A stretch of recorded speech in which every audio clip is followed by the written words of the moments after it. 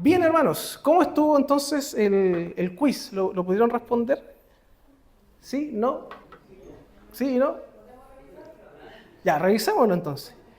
La primera pregunta decía, en relación a la revelación general, o también conocida como natural, podemos decir, ¿ya? Y ahí se podía elegir más de una opción, eh, y aquí vamos, ustedes respondan si es correcto o no. En relación a la revelación natural, ¿se relaciona con la creación? ¿Sí o no? Sí, muy bien. ¿Es suficiente para conocer a Dios? Efectivamente, no. Podría haber quizá una trampa ahí, porque es suficiente para saber que Dios existe. ¿Ya? Porque Pablo dice, por tanto no tienes excusa en Romanos 1, pero no para conocer realmente los planes de Dios. Entonces, en este caso es falsa. ¿Permite que el hombre sea salvo? No, claramente no. ¿Todo ser humano tiene acceso a ella? Sí, efectivamente. No hay excusa, nuevamente. Y como decía el Pablo, creo que lo dijo en la clase, no existen los ateos. O en cierto sentido no tiene lógica el ateísmo, porque todo ser humano tiene en su mente la noción de que existe algo superior. Y eso lo muestra la revelación general o natural. ¿Por esta revelación el hombre queda sin excusa ante Dios? Sí. Entonces eran tres correctas. Se relaciona con la creación, todo ser humano tiene acceso a ella y por último, todo hombre queda sin excusa ante Dios. Esa es la explicación, ¿ya? Segunda pregunta, ¿la Biblia está conformada por cuántos? 66. ¿Cuántos son del Antiguo? 39. ¿Cuántos son del Nuevo? 27. Muy bien, ahí está. Esa era fácil. Y la última, en relación a los apócrifos. La primera afirmación era, no son inspirados por el Espíritu Santo. Verdadero, muy bien. ¿Son autoridad para la iglesia? No. ¿Fueron escritos por Moisés? No, porque son del intertestamentario. ¿Y son parte del canon bíblico? No. Por lo tanto, la respuesta era, no son inspirados por el Espíritu Santo. Por lo tanto, no son parte de nuestro canon, ¿ya? Así que, hermanos, todas las clases vamos a tener estas preguntitas al inicio, ¿ya? No las van a responder durante la escuela, sino que es antes de la escuela. Así que, ¿cuál es la opción que les queda? Que lleguen antes de la escuela, ¿ya? Así que, el que tiene oídos para oír, oiga lo que estoy diciendo, ¿ya? Así que, y ahí quienes respondan bien, y a medida que van acumulando puntos, puede que al final haya algún premio, así que uno nunca sabe. Así que les dejo esa invitación, ¿ya? Bien, hermanos, hoy nos corresponde entonces iniciar o continuar el capítulo 1 de las Sagradas Escrituras, y la clase pasada se trató los artículos 1, 2 y 3.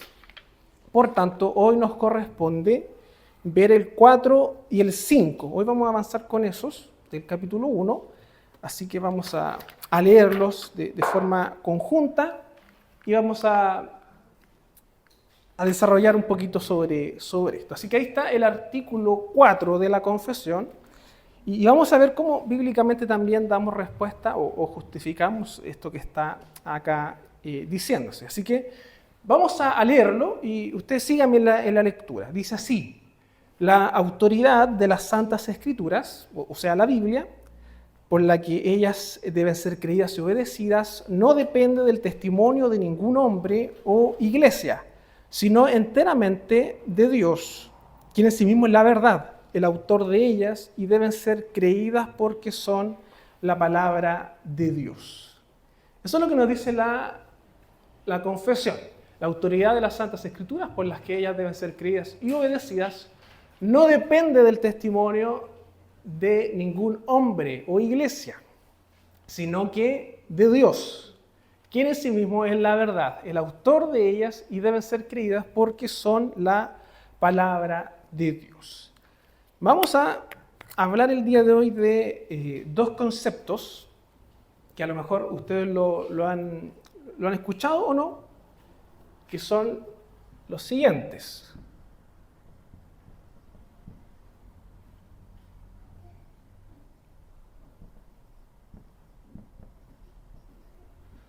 Voy a escribirlo todo con el mismo tipo de letra mejor.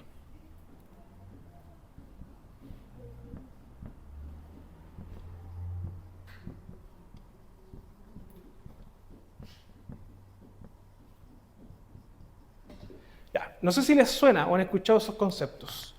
Norma normans y norma normata. ¿No? ¿No? ¿Nunca? ¿No les suena? Ya. ¿Mm? ¿Qué significa esto? ¿O a qué apunta? Esto es clave para nuestra comprensión reformada sobre las Escrituras. Norma normans significa norma que norma. Parece redundante, pero al hacer la distinción con normata, esta significa norma normada.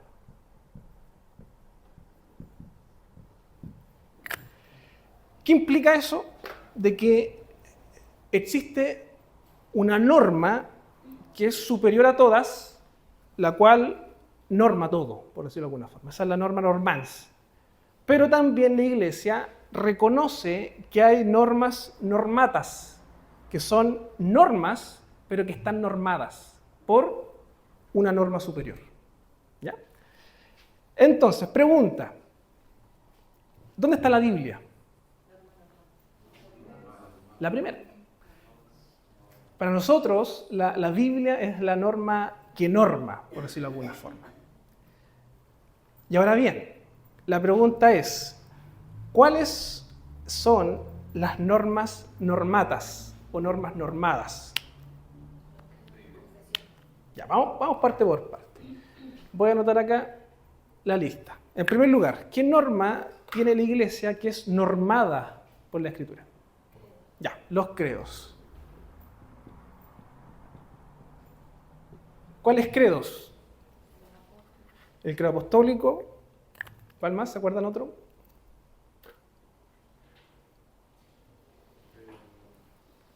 Credo. Credo niciano. Hay hartos credos, hermano. ¿eh? Yo creo que como iglesia presbiteriana nos falta un poco profundizar sobre estas normas, ¿ya? Que no son normas, sino que son normatas. Pero los credos son normas normatas. Tenemos el credo apostólico, el cual recitamos o declaramos cada vez que participamos de la Santa Cena. ¿Se acuerdan? ¿Sí? Es el credo apostólico. ¿Qué otra norma normata hay? Las confesiones.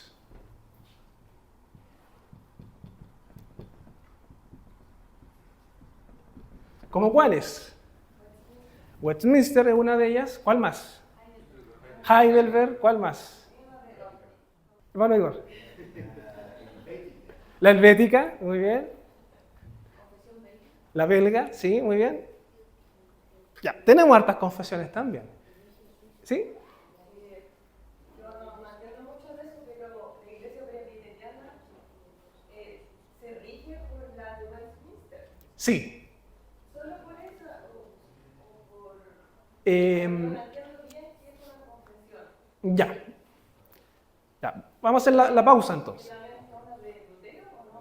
¿Tiene no me acuerdo eso de... eso que nombramos? ¿Las tesis o...? Ya. En cierto sentido tiene el mismo objetivo, pero las confesiones, por decirlo de alguna forma, son el conjunto de creencias de una iglesia, por decirlo de alguna forma. Entonces, ¿qué es lo que pasaría? Si no existiera una confesión por la cual una iglesia se adscribe, corremos el riesgo de que cada uno de los hermanos aquí presentes crea una cosa distinta en relación a un punto. Y te pongo un caso bien particular. ¿Qué hay después de la muerte? Si una iglesia no tiene claro eso a través de una confesión, puede ser que un hermano crea en la reencarnación, puede ser que otro crea que después de la muerte viene el juicio final, puede ser que otro hermano crea en el purgatorio, puede ser que otro hermano crea quizás otra cosa. Entonces, hay un peligro en ese sentido. ¿Qué es lo que hacen las confesiones? En su momento, ¿qué es lo que buscaban? Aunar criterios a fin de que la iglesia en general, reformada, tuviera claro y explícito qué es lo que creía y por qué. Por lo tanto, la confesión dice, creemos esto, y también por qué. Y te cita los versículos bíblicos por los cuales está eso. Esa es como la idea de una confesión. ¿Ya? Hermana Juanita. Esas confesiones no pueden ser reemplazadas por la autoridad de la Biblia. No pueden ser.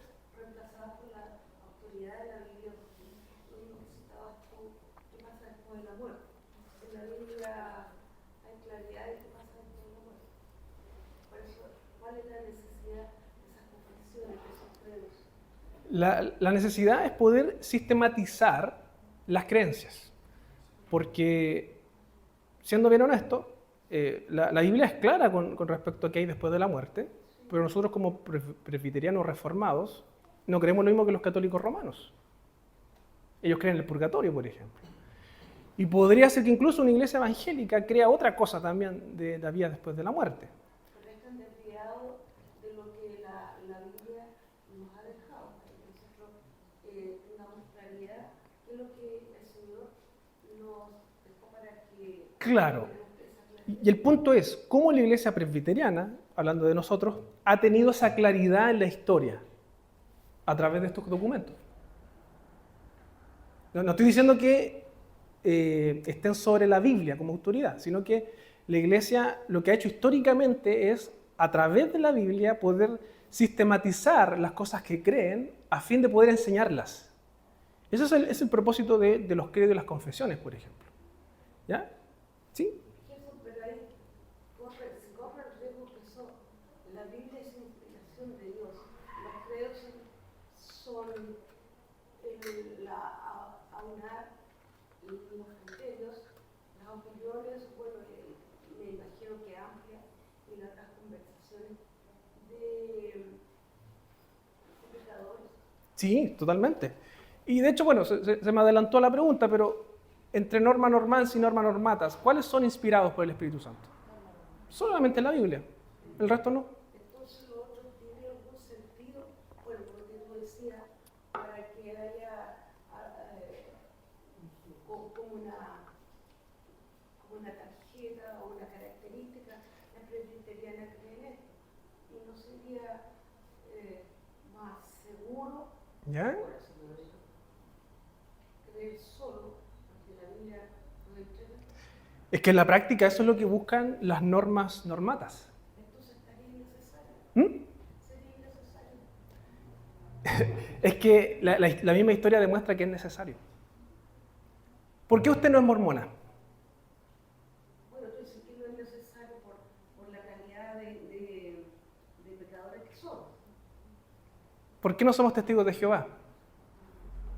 Porque hay un desarrollo histórico de lo que la iglesia ha creído. Pero se han alejado de la Escritura. ¿Y cómo sabemos eso? A través del desarrollo teológico. Ese es el tema ahí.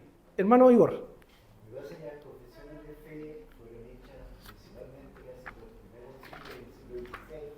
Es una declaración, una confesión es una declaración de fe Claro. que es extraída de la Escritura, no es aparte de la Escritura. Por ejemplo, los 12 que nosotros recitamos, se llamaban los 12 artículos de fe, ¿no? Que era lo que declaraba, creo en el Espíritu Santo, son declaraciones de fe. Exactamente. Y era necesario porque, por ejemplo, si usted lee la declaración que decía la declaración bautista en varias declaraciones de fe se dijo por eje, y te va a hablar sobre ejemplo de que si tú no eres bautizado por inmersión, tu bautismo no es válido. Entonces es importante, la confesión es como una apologética también de la fe, defender los fundamentos bíblicos. Claro, y sirve como carta de presentación también. Como que alguien nos diga, ¿qué creen ustedes los presbiterianos? Bueno, históricamente los presbiterianos han sintetizado o sistematizado su doctrina a través de confesiones o credos. Pero insisto, y esto es lo importante, que las confesiones no son normas normans, ¿ya? Una vez un profe me lo ejemplificó de esta forma. Está la norma normans, que es la Biblia, y por sobre, en el sentido de estar sostenida, están las normatas. Pero si la de abajo no está, se cae la otra. Ese es como el ejercicio. No es que esto o este libro que yo acabo de votar sea nuestro pilar o sostén de la fe. Es simplemente un ejercicio teológico que busca sintetizar lo que creemos. Y eso ha servido para que la iglesia se cuide de las herejías, de los falsos evangelios, los falsos movimientos y un montón de cosas. Por ejemplo, si llegase una persona nueva y me dice, traigo el libro del Mormón, una nueva revelación de Dios, ¿qué le vamos a responder? ¿Cómo respondemos a eso? El canon está cerrado, claro. ¿Y eso cómo llegamos a esa conclusión? A través de también el ejercicio teológico que la iglesia hace. Por lo tanto, son importantes. No son, por decirlo de alguna forma, no es la base de nuestra fe. Nuestra base siempre es la Escritura. Y por eso decimos de que son normas normadas. Porque estas son falibles. Estas se pueden equivocar. Las iglesias se han equivocado históricamente. El catecismo de la Iglesia Católica se equivoca. Para ellos puede que sea una autoridad, pero el catecismo de la Iglesia Católica se equivoca en muchos puntos de la teología. Clemente. Yo quería preguntar si los cánones de Dort es una norma normada. Sí, de hecho los cánones de Dort podríamos, no sé si dejarlo en un ítem aparte, pero es como una declaración de fe. ¿Ya? Entonces, coloquémoslo también. De hecho, muchas iglesias evangélicas tienen declaraciones de fe. Si usted va a las páginas web de alguna iglesia, dice declaración de fe o en qué creemos. Eso también lo dicen las iglesias. Porque, hermano, hay mucha ambigüedad en ciertos puntos teológicos. Y si una iglesia no tiene claro cuáles son sus márgenes o qué es lo que cree, podría pasar cualquier cosa. ¿Ya? Magda. Perdón. Ya, muchas gracias. Declaraciones. Ya, bien. Ahí sí. Artículo de eso, exactamente. Declaraciones. Bien. Entonces, ¿qué otra norma normata? Perdón, sí, norma normata tenemos. Las tradiciones.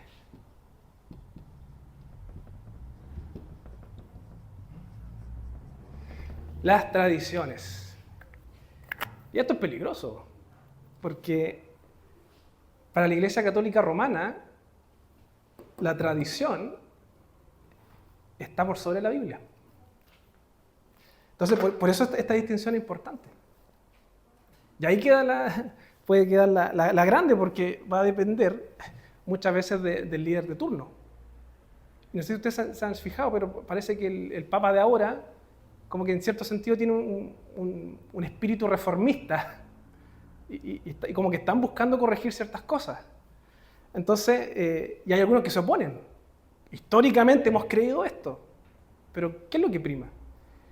¿Lo que dice la Biblia o lo que dice la tradición? La Biblia.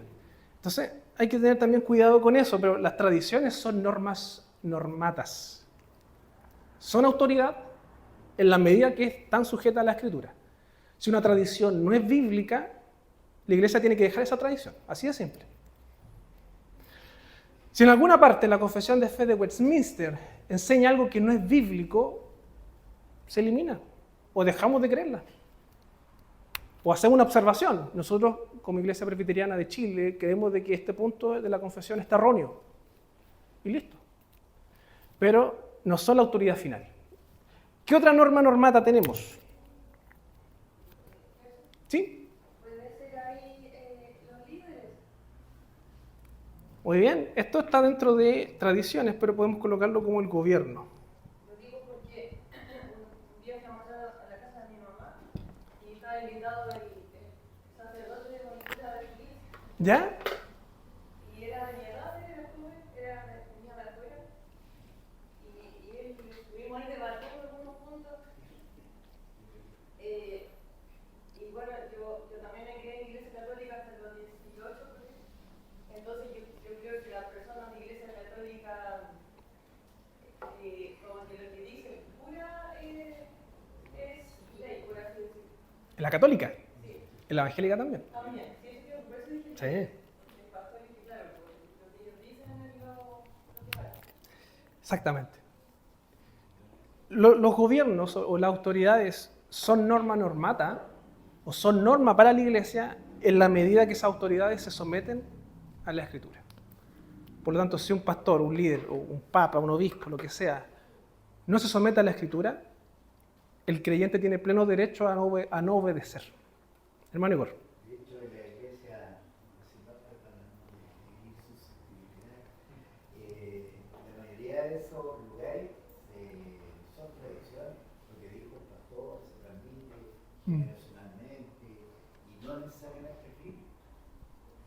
Exactamente. ¿Qué otra norma normata? Eso es la liturgia. La liturgia también.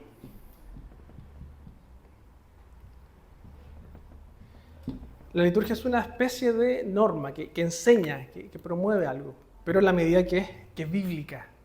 Y es algo que también los presbiterianos reformados creen, que la liturgia tiene que ser conforme a la palabra de Dios. Y en la medida que una liturgia es bíblica, esa liturgia también pasa a ser norma, cumple una función pedagógica. ¿Qué otra cosa más? Los sacramentos. No, porque yo creo que está acá. Yo creo que está acá, sí. Los sacramentos vienen a ser como expresiones visibles de la palabra de Dios. Yo creo que están allá. ¿Qué otra cosa más? Hermana Juanita y después Pepe. Allá, Pepe. Pero lo que pensaba yo, con el tema de los sacramentos, ¿no es una forma de expresión de alguna doctrina? ¿Ya? Porque con eso ¿Pero tú estás hablando del sacramento en sí o de la aplicación del sacramento? el sacramento en sí. El sacramento en sí yo creo que es la palabra de Dios en sí. Yo traería... Por eso creo que sería una Claro, el tema es quizás cómo en las formas muchas veces se hace una norma normata, que tenemos que bautizar solamente por inmersión. O, por ejemplo, los católicos que son 7 sacramentos y no los 2, bíblicamente, y ahí entrarían tradiciones a lo mejor. O liturgia o tradiciones, sí, también, muy bien. ¿Qué otro más? ¿Sí? ¿Quién regula, al menos en nuestra iglesia? Porque tú has hablado varias veces de la iglesia católica. Todos sabemos que la iglesia católica, en general, las congregaciones no son estudiosos de la Biblia. ¿Ya? Entonces, están alejados de la autoridad y de la voluntad del Señor. Pero, al menos en la iglesia presbiteriana, ¿quién regula? ¿Quién fiscaliza? Que nuestra norma sea la Biblia, sea la autoridad máxima. Porque puede ser que un credo acomode, puede que una confesión acomode, y nos vamos quedando de a poquito, con esa comodidad. Y no es que no olvidemos de la Biblia, pero pudiéramos ponerla en un segundo plano. ¿Quién va a fiscalizar eso? Muy bien. Nos falta una norma normata para nosotros. El tan conocido estatuto IPCH, o también conocido como la Constitución de la Iglesia. El estatuto, a través de sus libros y también el manual de culto, establece ciertos principios y parámetros bíblicos a la hora de lo que nosotros creemos y también hacemos, ¿ya? Los cuales también buscan estar sujetos a la Escritura, por decirlo de alguna forma. Por lo tanto, si nosotros, a nivel de iglesia, vemos de que tenemos alguna práctica que no es bíblica, y esto puede partir desde un hermano miembro de la iglesia hasta un consejo superior, lo que tiene que hacer es buscar, a través de la reflexión bíblica, que ese asunto sea corregido en la iglesia. Y que muchas veces se conoce como modificación estatutaria. No sé si lo han escuchado. Nosotros hace poco tuvimos una discusión, pero al final no se hizo nada, porque es un tema de procedimiento. Pero hay iglesias o consejos que se dan cuenta que en la práctica hay cosas que no son bíblicas. ¿Qué es lo que hacen? Lo elevan a los consejos superiores y piden una modificación estatutaria. Y ahí la iglesia en sí, en el sínodo, discute esa modificación y si efectivamente encuentran de que es bíblica, tienen que cambiarlo. ¿Sí? No sé si le está refiriendo al mismo tema del complementarismo, ¿verdad? Eso estaba dentro de las modificaciones, porque mandaron hartas modificaciones. De hecho, hay distintas iglesias, si no me equivoco, habían 3 modificaciones, o 3 propuestas, y una de esas buscaba modificar o en cierto sentido agregar una palabra al estatuto para que dejara claro de que los pastores son hombres, porque el estatuto no lo dice. Eso es lo que buscaba, ¿ya? Entendiendo pastores tanto ministros como ancianos presbíteros y los candidatos al sagrado ministerio también. Esa era una de las observaciones que se hacía ahí en el estatuto porque actualmente es amplio, no dice, no declara el sexo, ¿ya? Yo creo que es importante eso porque a futuro, cuando lidiemos con estas ideologías, nos podríamos estar pegando un balazo en los pies, si lo dejamos muy abierto. Entonces, yo creo que es importante revisar eso, no olvidando que hay iglesias en Estados Unidos que ya ordenan trans. Entonces, hay que tener ojo con esas cosas. Hermano Igor. Bueno, en la Biblia lo vemos, por eso se realizaban los concilios, está el concilio de Jerusalén, cuando se empieza a ordenar este tema de los ritos, se empieza a ordenar el tema de lo que se tenía que hacer. Y por eso, porque como ya estaban ingresando los gentiles, el judaísmo todavía aplicaba los ritos de la época judía. Entonces los concilios, tanto en todos lados, han existido para poder eliminar estos errores. Claro. Sí, de hecho, por ejemplo, hay un tema estatutario que lo presentó una iglesia, que el estatuto dice, no estoy seguro, pero lo pueden averiguar, que los padres cristianos tendrán el derecho de presentar sus hijos al bautismo. Eso es lo que dice el estatuto.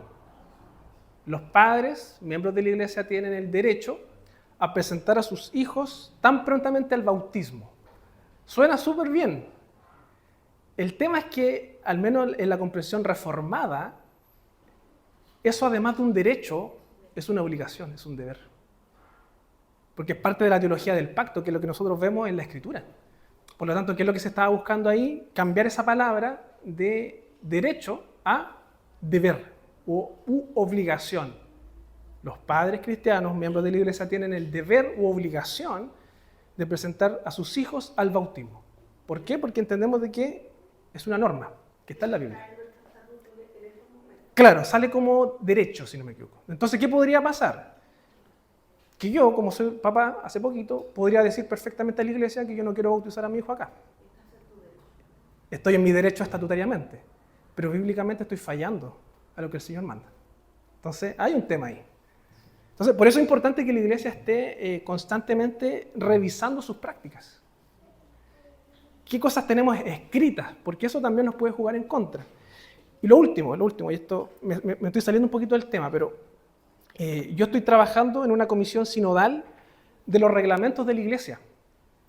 Por lo tanto, si usted ve o se ha encontrado que en el estatuto hay algunas cosas que son medias ambiguas o que no están claras en su proceso, coméntemelo, porque yo puedo incluirlo como una especie de reglamento, ¿ya?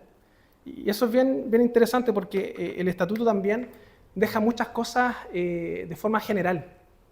Dice, la iglesia deberá hacer tal cosa, pero ¿cómo la hace? Y esas cosas estamos viendo cómo las dejamos a nivel de reglamento, ¿ya? Entonces, se los dejo también ahí de tarea. Si usted ve que estatutariamente hay algo que esté como ambiguo o no claro, podemos aclararlo a través del reglamento. Y eso estamos trabajando ahora. Bien, ¿alguna otra norma normata que les suene? ¿No? ¿Sí?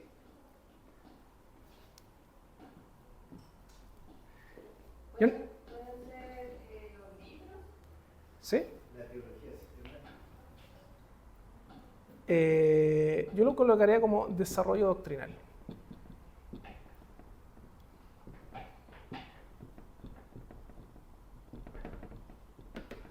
Todo eso debe estar sujeto a la Escritura. Si no, se desecha. Así de simple. Yo también pondría, como norma normata, y aquí quiero ver si están de acuerdo o no, las predicaciones.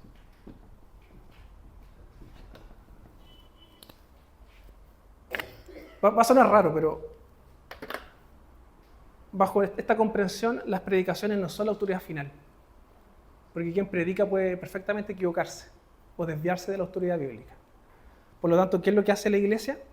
Como decía en la Escritura, los de Berea examinaban las predicaciones a la luz de la Escritura. Entonces, hay distintas manifestaciones de esta norma normata. ¿Ya? ¿Queda claro la idea?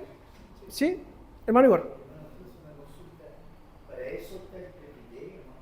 ¿En qué sentido? El que examina, por ejemplo, cuando Pablo dice, cuando alguien expone o dice que los ancianos disciernen. Sí, de hecho, creo que en Corintios Pablo dice eso.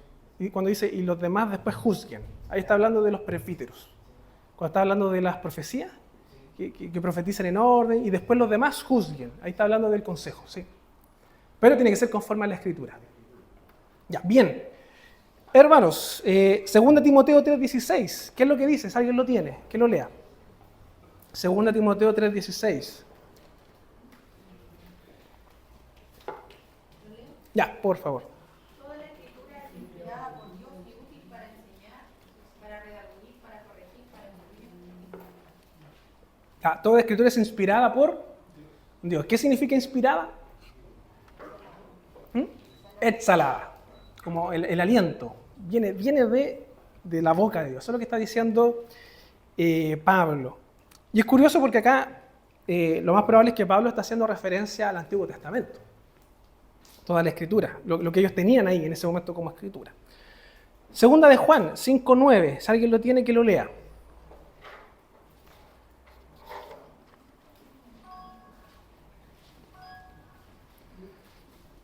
Dice, si recibimos el testimonio de los hombres, mayor es el testimonio de Dios, porque este es el testimonio con que Dios ha testificado acerca de su Hijo. Ya, léalo de nuevo, por favor.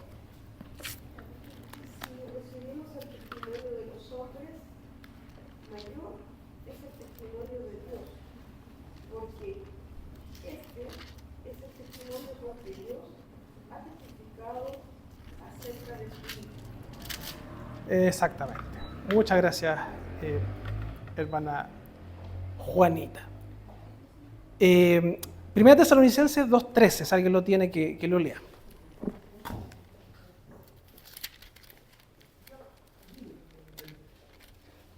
Pero, hermano Juanita, usted leyó segunda de Juan, ¿o no? ¿Sí? Era del 5 al 9. Sí, creo que lo dije mal. Sí, segunda de Juan 5 al 9. Sí, porque segunda de Juan es cortita. Y otra persona busque Primera Tesalonicenses 2:13.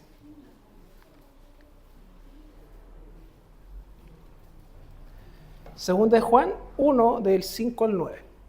Y ya, léalo. Ahora te ruego, Señora, no como escribiéndote un nuevo mandamiento, sino el que hemos tenido desde el principio, que nos amemos unos a otros. Y este es el amor, que andemos según sus mandamientos. Este es el mandamiento, que andéis en amor como vosotros habéis oído desde el principio. Porque muchos engañadores han salido por el mundo y no confiesan que Jesucristo ha venido en carne. Quien esto hace es el engañador y el anticristo. Mirad por vosotros mismos, para que no perdáis el fruto de vuestro trabajo, sino que recibáis galardón completo. Cualquiera que se extravía y no persevera en la doctrina de Cristo, no tiene a Dios. El que persevera en la doctrina de Cristo, ese sí tiene al Padre y al Hijo. Muchas gracias. Juan lo que está haciendo acá al hablar de estas doctrinas o enseñanzas, en el versículo 5 les claro y dice, y ahora te ruego, Señora, no como escribiéndote un nuevo mandamiento, no es algo nuevo lo que traigo, eso es lo que está diciendo Juan, en relación a las enseñanzas apostólicas del Nuevo Testamento, sino que el que hemos tenido desde el principio, que nos amemos unos a otros. Entonces vemos también esta esta idea de la continuidad entre Antiguo y Nuevo Testamento. El Nuevo Testamento parte de esa base, que es la continuación del Antiguo. Y el mismo Pablo decía que el Antiguo es inspirado por Dios. Por lo tanto, los apóstoles también asumían eso, de que es inspiración divina. Primera Tesalonicenses 2:13.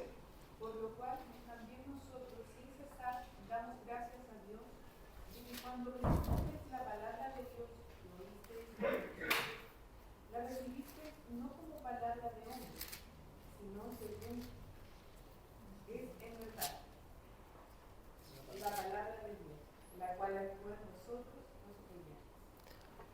Ya, muchas gracias. Entonces dice, por lo cual también nosotros sin cesar damos gracias a Dios que oísteis de nosotros, que lo que oísteis de nosotros la recibisteis, no como palabra de hombres. Aquí Pablo nuevamente está haciendo esa aclaración, sino según es en verdad la palabra de Dios, la cual actúa en vosotros los creyentes.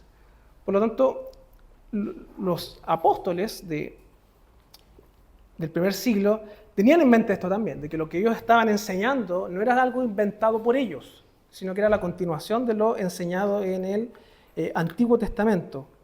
Palabra de Dios, no palabra del ser humano. ¿Ya? Voy a avanzar, hermanos, para leer el quinto artículo, y con esto cerramos. Dice lo siguiente: el testimonio de la Iglesia puede movernos a inducirnos a tener para las Santas Escrituras una estimación alta y reverencial, a la luz que el carácter celestial del contenido de la Biblia, la eficacia de su doctrina, la majestad de su estilo, el consenso de todas sus partes, el fin que se propone alcanzar en todo el libro, que es el dar toda gloria a Dios, el claro descubrimiento que hace del único modo por el cual puede alcanzar la salvación del hombre, la multitud incomparable de obras de sus excelencias y su entera perfección, son todos argumentos por los cuales la Biblia demuestra abundantemente que es palabra de Dios. Sin embargo, y aquí viene el pero, nuestra persuasión y completa seguridad de que su verdad es infalible y su autoridad divina proviene de la obra del Espíritu Santo, quien da testimonio a nuestro corazón con la palabra divina y por medio de ella. ¿Qué es lo que está diciendo este texto? Que si bien es cierto, la Iglesia tiene la responsabilidad de enseñar y promover la Escritura, la eficacia de esta, la persuasión y la comprensión de que la Biblia es la palabra de Dios, no depende del testimonio de la Iglesia. No depende del que está adelante predicándola. Quien convence realmente de que la Biblia es palabra de Dios es el Espíritu Santo. Y eso es lo que nosotros creemos. Por lo tanto, puede sonar quizás raro un poco esto, pero quien confirma que la Biblia es palabra de Dios no es el testimonio de la Iglesia, no es el actuar de la Iglesia. Es el mismo Espíritu Santo el que revela eso a las personas. O sea, ese debería ser el fiscalizador o el regulador que yo preguntaba antes. Antes de eso. Porque lo que está diciendo este artículo es que quien convence en la persona de que lo que está acá es palabra de Dios es el Espíritu Santo. Es como marcando la diferencia entre el creyente y el no creyente. Yo me refería a los que regulan. Claro, es que por eso. Lo que está diciendo este artículo es: quien convence y quien asegura de que la Biblia es la palabra de Dios es el Espíritu Santo. Por tanto, los creyentes, teniendo el Espíritu Santo, sabiendo de que la Biblia es la palabra de Dios, empiezan a examinar sus normas normatas a fin de que sean conformes a la palabra de Dios. ¿Ya? Porque podría ser de que alguien que no tiene el Espíritu Santo use la Biblia para criticarnos nuestras normas. Y ha pasado también. Ha pasado que la Iglesia, o por ejemplo, y aquí muy buena la pregunta que hace, podría ser que alguien que no tiene el Espíritu Santo tome la Biblia y venga a decirnos que el matrimonio igualitario es bíblico. Podría pasar, o de hecho yo creo que ya está pasando. Pero ellos parten de una premisa, para ellos en realidad el conocimiento o la verdad bíblica no les ha sido revelada. Ellos solamente están usando quizás la Biblia para justificar algo. Y van a tomar, por ejemplo, textos mal interpretados, como que en Cristo ya no hay judío ni griego, ni hombre ni mujer, para decirnos, mira, pues si la Biblia dice de que ya no hay hombre ni mujer. Y no sé si han escuchado esos argumentos de que ya no hay hombre ni mujer, por lo tanto ya la iglesia distinción de sexo en funcionalidades tampoco tiene que hacer. Pero eso es totalmente antibíblico y no es guiado por el Espíritu. Entonces, ¿qué es lo que está diciendo ese artículo? En primer lugar, el hecho de que nosotros nos convenzamos de que la Biblia es palabra de Dios, en primer lugar lo hace el Espíritu Santo. Y por tanto, teniendo el Espíritu Santo y aceptando que la Biblia es palabra de Dios y es la norma que norma, vamos a examinar todas nuestras prácticas guiados por el Espíritu Santo a fin de ser fieles a la Escritura. Podría ser que a futuro, y ojalá no pase, porque si no sería muy raro, que un presbiterio diga, queremos hacer una modificación estatutaria o confesional y decir de que efectivamente los pastores pueden bendecir uniones, matrimonio igualitario. Podría ser que alguien diga eso, como pasa también en otras iglesias de Estados Unidos. ¿Qué es lo que deberíamos hacer nosotros? En primer lugar, convencidos de que la Biblia es la palabra de Dios, guiados por el Espíritu, deberíamos examinar esa propuesta y decir, ¿sabes qué? No, pues, todo lo contrario. El matrimonio es entre un hombre y una mujer. Y se termina la discusión. Suena obvio, ¿cierto? Pero en otros lados eso no pasa. Y vemos cómo está la iglesia en el norte, en Estados Unidos. Hermano Igor. Por eso en la legislación chilena no se pudo establecer y se hizo esta unión civil, pero resulta que la normativa chilena, la legislación dice no, mujer. Igual como dice la Biblia. Por eso estas minorías sexuales que ocuparon la antigüedad y pusieron como unión civil. Porque en Chile no se podía hacer, porque ya estaba hecho al acuerdo bíblico. Ya, sí, de hecho nuestra Constitución creo que tiene mucha influencia reformada o protestante. Nos salvamos en cierto sentido, pero para allá va la cosa de que muchas veces van a haber cosas que el mundo o la ideología va a empezar a traer a la iglesia y nosotros vamos a tener que, van a poner a prueba esto en realidad, porque esto no cambia. Van a poner esto a prueba. Lo que tenemos que hacer es ser fieles a acá. ¿Ya? Yo creo que esto permite ser fiel a esto también. Claro. Es como esa es la riqueza que tiene, porque, o si no uno dirá, no, entonces quedémonos con la pura Biblia y esto no. Pero es la riqueza que tiene esto, es como ese proceso histórico en que la iglesia ha entendido lo que dice la palabra.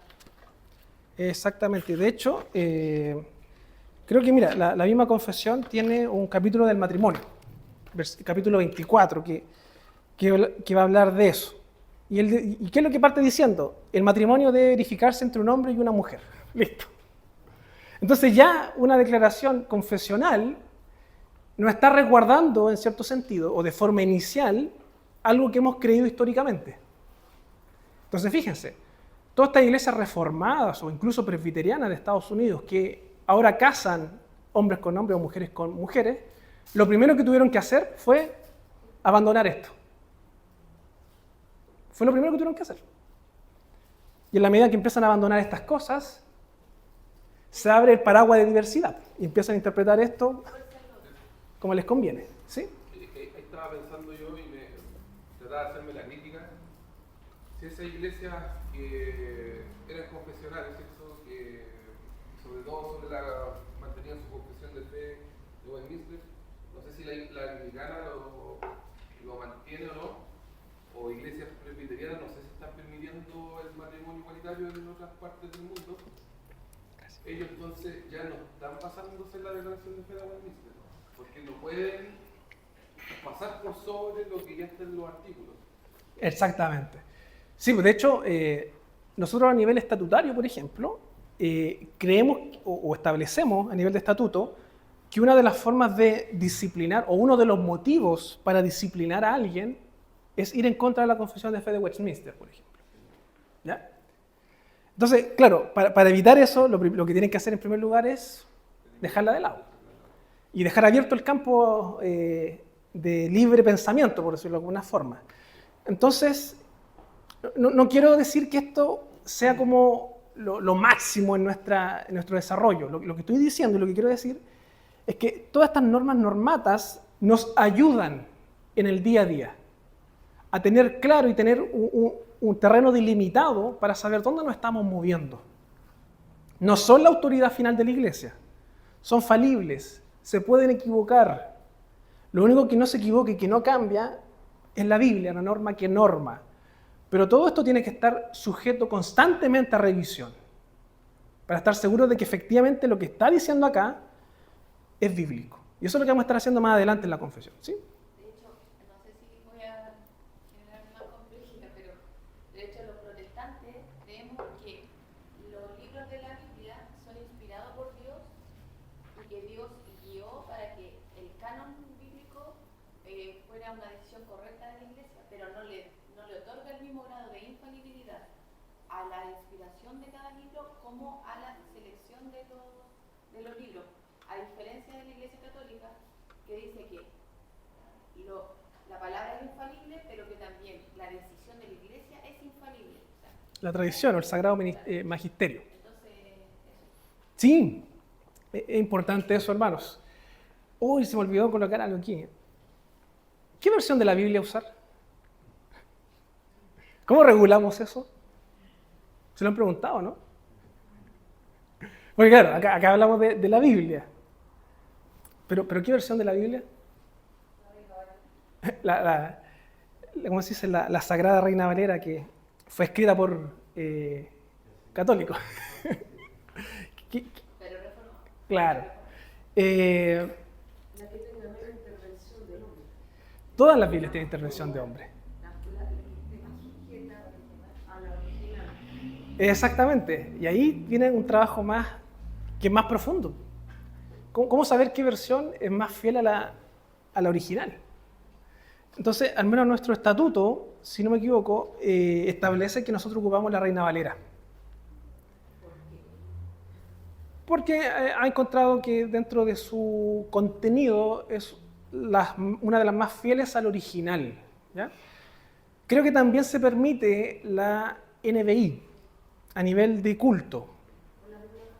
Claro, la NBI. Y para cultos públicos o masivos se permite usar la Reina Valera contemporánea. Creo que ese es el acuerdo que tiene la IPCH. Pero eso es una norma normata, eso puede cambiar. Puede ser que a futuro, en un par de años, ocupemos la versión de la América. Porque eso no está escrito acá, ¿sí? Entonces, claro, pero son normas, por decirlo de alguna forma, transitorias, que están ahí, pero que son parte de la tradición, pero no estamos sujetos a eso o amarrados a eso. Eso lo decide la Iglesia en su consejo. Hermano Igor. La norma es el texto original en el que fue escrito. Exactamente. Son versiones, hay que tener cuidado de hacer teología de una versión. Eso dicen los grandes teólogos, nunca usar una sola versión. Por ejemplo, la Reina Valera, si la comparamos con la NBI, esa comparación sí que he participado en estudios de eso, hay cosas más fieles en la NBI que la Valera. Pero la NBI también trae errores. Por eso nunca hay que consultar las diversas versiones, pero siempre ojalá tener texto original, el griego, el familiar, entonces uno es corroborando lo que va diciendo. Porque algunas son paráfrasis, que significa que acomodan lo que quiso decir el autor, pero no necesariamente lo que el autor. Eso se llama traducción dinámica. La NBI es una traducción dinámica. ¿Sí? Sí, con todo esto que hemos estado viendo acá, muchos podemos quedar colgados, ¿no? Porque si bien es cierto, reconocemos que todos tenemos el Espíritu Santo Sí. y todos tenemos la Biblia. Y cada uno puede formar su propia teología, porque mi teología va a ser diferente a la del hermano. Entonces, claro, todas estas partes de confesiones, de credos, son para eso, para Encaminar. más o menos una línea, ser unánimes todos. Pero pero también podemos caer en que algunos se dedican a eso para después estudiar la Biblia y se dejan guiar por estas normas para estudiar la Biblia. Claro. Quieren la libertad del hombre que lee la Biblia y aprende de la Biblia y después va a ver si y va a confrontar a todo esto.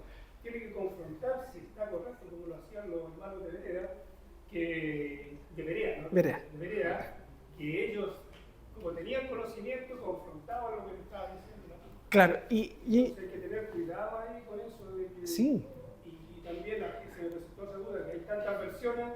Entonces, si yo estudio con una versión, voy a tener más todavía diferencia teológica con el que estudia otra versión. Ya. Eso lo vamos a hablar más adelante, porque va a hablar de la perspicuidad de la Biblia, que tiene que ver de que en temas centrales o cardinales de las Escrituras la Biblia es clara, no hay doble lectura, ¿ya? Pero se ve más adelante. En relación a eso, claro, muchas veces nos pasa también a nosotros como reformados, que nosotros a la hora de interpretar la Escritura, partimos desde acá. Entonces yo como presbiteriano, yo creo firmemente en la predestinación. Por lo tanto voy con ese prejuicio a interpretar la Escritura, cuando debería ser al revés. La Escritura debería mostrarme que efectivamente la predestinación es bíblica. Y a veces cometemos ese error de hacerlo al revés, ¿ya? Bien, hermanos, vamos a ir cerrando. Yo les traigo unas preguntitas para que rápidamente las veamos. En primer lugar, ¿por qué es que la autoridad de la Biblia no puede ser dependiente del testimonio de algún hombre de la iglesia? ¿Por qué? ¿Por qué la autoridad de la Biblia no puede depender de la iglesia o del hombre? Porque son falibles. Y de hecho, la historia así lo demuestra, que la Iglesia Católica, en honor a la Biblia, hizo tantas atrocidades. No puede depender la autoridad de la Biblia del hombre o de la Iglesia o del Papa o del moderador del sínodo, para traerlo a nuestro contexto. La autoridad de la Biblia está en la misma Biblia en sí. Nuestro deber es poder interpretarla guiados por el Espíritu Santo. En segundo lugar, ¿de qué forma a veces los creyentes subordinan la autoridad de las Escrituras al hombre? ¿De qué ejemplos tenemos de que muchas veces subordinamos la autoridad de la Escritura al hombre?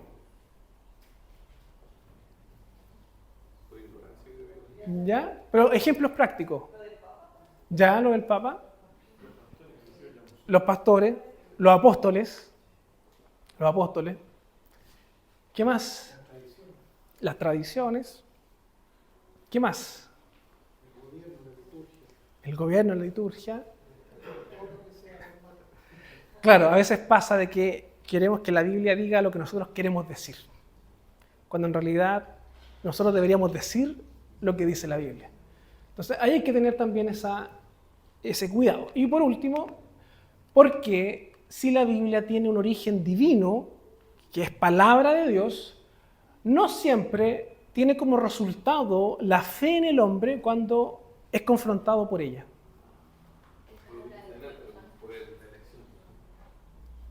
Porque no todos son escogidos por Dios. ¿Ya? Pero antes de eso, La responsabilidad del hombre. el Espíritu Santo. Y lo conversábamos recién. El hecho de aceptar que la Biblia es palabra de Dios, esa es una obra que solamente hace el Espíritu Santo. Solamente la hace el Espíritu Santo. Y yo creo que ustedes tienen casos muy concretos de que han compartido el Evangelio con personas en donde ustedes han pensado, hice mi mejor esfuerzo por presentar lo más claro posible el Evangelio a la persona, y la persona no pesca. ¿Le ha pasado? Y por otro lado, todo lo contrario. Lo hacen de la peor forma y la persona termina creyendo, yendo a la iglesia. ¿Por qué? Es el Espíritu Santo el que convence. El Espíritu Santo el que da testimonio de que la palabra o la Biblia es palabra de Dios. ¿Ya? Y para terminar, por último, hay una distinción entre si la Biblia es palabra de Dios o la Biblia contiene la palabra de Dios. No sé si han escuchado esas dos frases. ¿Es palabra de Dios o contiene la palabra de Dios? ¿Es o contiene? ¿Seguros? ¿Es o contiene la palabra de Dios?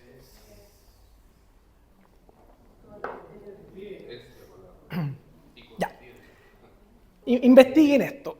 Hace un tiempo atrás, hace unas décadas o siglos atrás, siglo XIX, nació lo que se conoce como el liberalismo teológico, ¿ya?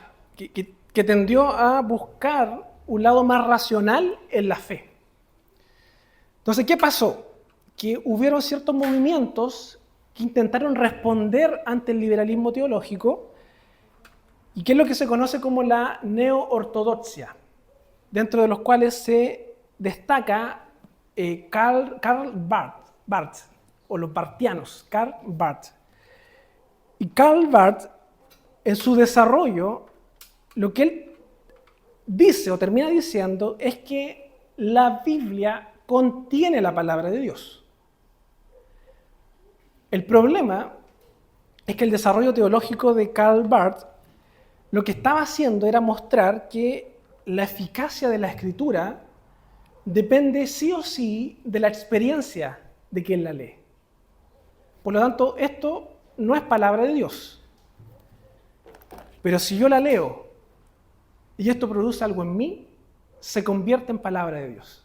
Y esto es lo que decía Karl Barth, que acá está contenida la palabra de Dios. Porque en la medida que yo la leo y causa algo en mí, es palabra de Dios. ¿Cuál es la conclusión? De que Karl Barth estaba perdido. Porque la Biblia no es palabra de Dios porque hace algo en ti. La Biblia es palabra de Dios porque es la palabra de Dios. Viene de él, es la verdad. ¿Cómo esa idea de que si como que Dios existe en la medida que yo creo en él? Claro. O si lo siento. ¿Se acuerdan de esa canción? Mi Dios es real porque lo siento en mi ser. Mentira. Dios es real igual, lo sientas o no. Y por eso le cambiamos la letra. Mi Dios es real y yo lo siento. Porque Dios no depende de que tú lo sientas. Lo mismo pasa con la Escritura. Y aquí Barth se equivoca. La Biblia no es palabra de Dios porque causa algo en ti. La Biblia es palabra de Dios y punto. Causa o no causa algo en ti. Porque el hecho de que cause algo, ¿de quién depende? Del Espíritu, el Espíritu Santo. ¿Bien? Hermanos, ¿estamos listos entonces? Les invito a que la próxima clase lleguen minutos antes para que puedan responder el quiz que va a ser en función de esto. Así que, y así pueden ir acumulando puntitos. ¿Ya? Oremos. Señor, te damos las gracias en esta mañana por estar reunidos, por estar juntos, y te pedimos que tú nos sigas fortaleciendo, que tú nos sigas guiando, Señor. Cuida de cada uno de los que están acá presentes, cuida de aquellos que no pudieron venir, Señor. Bendícenos y que este conocimiento que hemos tenido, Señor, nos ayude a ser fieles a ti, Señor. A que podamos examinar nuestras prácticas, examinar nuestra teología a la luz de tu Escritura, Señor. Y no al revés. No que nosotros vayamos con nuestros prejuicios, nuestras doctrinas a mover o decir que la Biblia tenga que decir lo que nosotros queremos, Señor. Sino por el contrario, que nuestras prácticas sean siempre juzgadas a la luz de tu Escritura, Señor.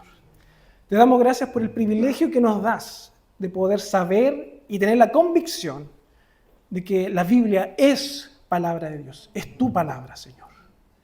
Gracias porque podemos conocerte a través de ella, Señor. Y te pedimos que tú nos ayudes a ser fieles a ti, a que podamos, Señor, constantemente buscarte y que nuestra vida también sea examinada a la luz de esto, Señor. Te pedimos tu bendición en el nombre de Jesucristo. Amén.